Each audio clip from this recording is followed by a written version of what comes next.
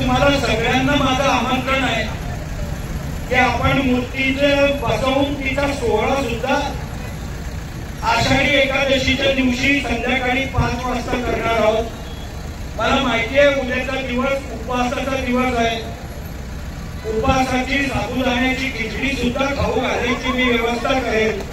पण आपण सगळ्यांनी आज जसे आले तसेच मोठ्या संख्येने उद्या सुद्धा या मूर्तीची आत्ममूर्ती आपण झाकून ठेवणार आहोत आणि उद्या संध्याकाळी 5 वाजता याची प्राणप्रतिष्ठा करू. प्राणप्रतिष्ठा म्हणजे पूजा नाही, फक्त लोकार्पण सोहळा. प्राणप्रतिष्ठा होणार नाही, तिथं कधी पण पूजा होत नाही.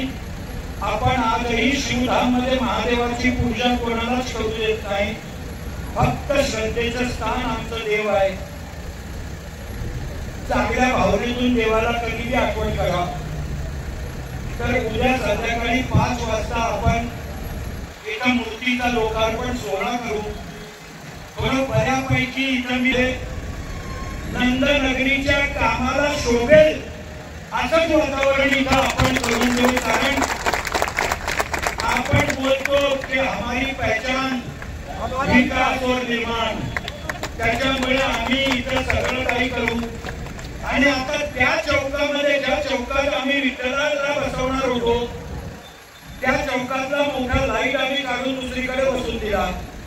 तिथं काय करायचं तर तिथं सुद्धा मोठं तुळशी वृंदावन बनवून तिथं बसवून देणार आहे. म्हणजे जो भी येईल त्याला जाता येता माझी आठवण आलीच पाहिजे की हा काहीही करू शकतो. आणि म्हणून तिथं तुळशी वृंदावन सुद्धा ज्या माझ्या सन्मित्राने ही मूर्ती बनवली आहे, नाशिकचे तांबट म्हणून आहेत, त्यांना आत्ताच डिझाईन दाखवणारे देऊ असेल. आणि इथं आपण विठ्ठलाच्या मूर्तीचा लोकार्पण सोहळा उद्या संध्याकाळी 5 वाजता करू.